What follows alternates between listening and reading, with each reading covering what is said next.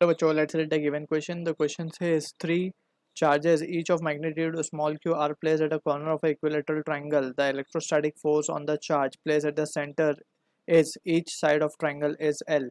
Option A 0, option B 1 by 4 pi epsilon 0, q square by L square, option C 1 by 4 pi epsilon 0, 3q square by L square, option D 1 by 4 12 pi epsilon 0, q square upon L square. So यहाँ पे we need to be doing some small corrections over here. So this is the value of epsilon 0, that is permittivity of free space. यहाँ पे एक q है हमारा, ठीक है, and this is L square, and again here it is epsilon 0. So from this we need to calculate the electrostatic force on the charge placed at the center, ठीक है. So we can say this is the concept we will be using of Coulomb's law over here. So as a key concept we can say by Coulomb's law we know कि if there are two charges of same nature and the separation between the two charges r, so जो force होगा electrostatic force between the two charge, it is given by the expression k. हम मान लेते हैं q1 q2 charge है, so k q1 q2 upon r square. So this is what the electrostatic force of attraction या फिर repulsion, अगर like nature के charge हैं तो रिपल्शन होगा, अनलाइक है तो अट्रैक्शन होगा. So this is the force that we need to remember. अब also we need to, apart from this we must have basic understanding of the vector addition and vector resolution, right. So vector addition की अगर हम बात करें तो let's say we are considering a case जहाँ पे we will be using the parallelogram law. So यहाँ पे let's say we have two vectors p bar and q bar, दोनों साइड ऑफ पैरेललोग्राम को रिप्रेजेंट कर रहे हैं and the angle between them is theta. So we can say जो resultant आएगा इनका, उसका magnitude it is given by the parallelogram law which is equals to r equals to under root p square plus q square plus 2pq cos theta, right.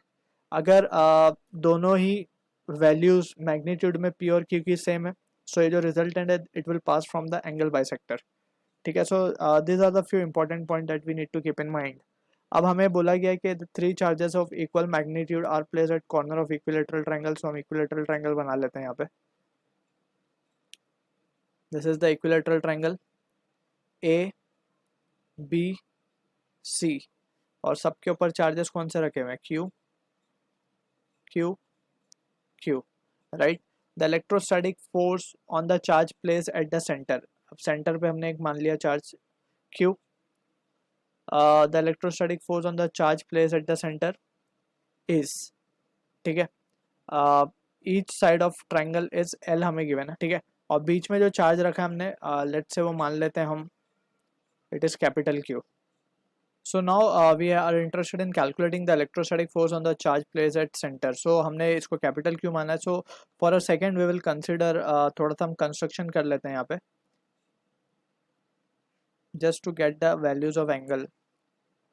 So यहाँ पे हमने कुछ we have drawn. So this will be the bisector of the angle. So ये angle हमारा कितना हो जाएगा, this angle will be 30 degree, ये 30 है and this is 90 डिग्री. तो हम इसको यहाँ शो कर देते हैं, this angle is 30 डिग्री, ये 90 हो गया तो ये 60 हो जाएगा, सिमिलरली ये भी 60 हो जाएगा, यानी कि 120 हो गया. सो अब इसको अगर हम पॉइंट चार्ज को, ये जो हमने यहाँ पे क्यू बनाया था, इसको अगर हम इस साइड कंसिडर करें, इसको थोड़ा ब्रॉडली अंडरस्टैंड करने की कोशिश करें, सो इसके ऊपर एक फोर्स तो जाएगी इस तरफ, सबसे पहले तो एक फोर्स आएगी नीचे की तरफ due to charge kept on A. So this will be force due to ए.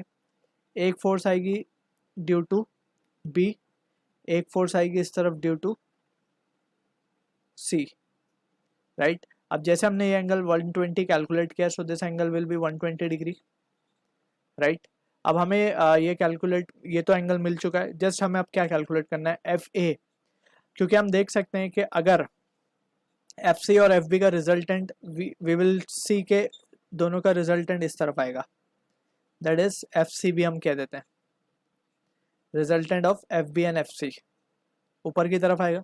अगर एफ सी बी इक्वल आ जाएगा एफ ए को, so in that situation we can say कि डायरेक्शन अपोजिट है, मैग्नीट्यूड सेम है, so the net force acting on this charge capital Q will be 0, right.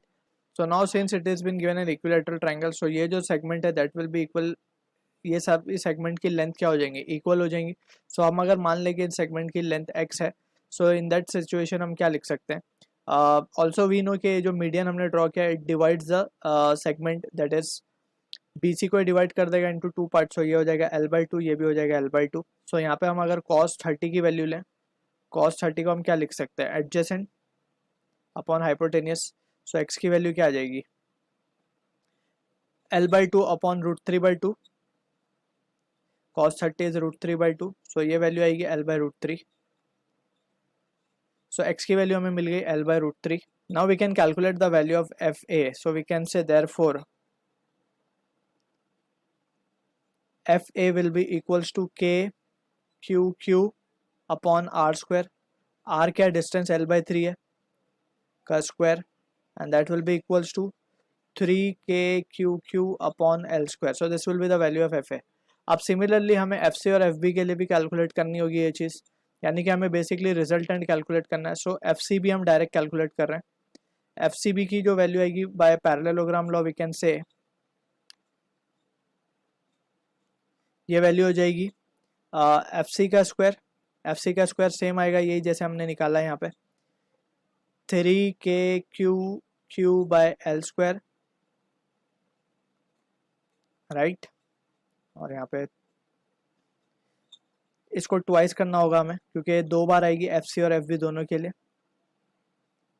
Minus of 2 into PQ cos theta, यानी cos 120 is -1/2, सो ये cancel हो जाएगा। सो एक बार हमें ये रिजल्ट मिलेगा 3KQQ अपॉन L², ठीक है। सो फाइनली हमें जो FCB की वैल्यू आ रही है वो भी क्या मिल रही है हमें, twice of this and -1 time. So this is coming out to be again, ये भी स्क्वायर में है, 3KQQ अपॉन L²। सो हम देख सकते हैं कि FCB और FA की वैल्यू सेम है, that means therefore net force on Q will be 0 since FCB और FA दोनों का मैग्नीट्यूड सेम है लेकिन डायरेक्शन अपोजिट है। So we can say option जो होगा हमारा A is the correct answer to the question. I hope you understood the solution. All the best.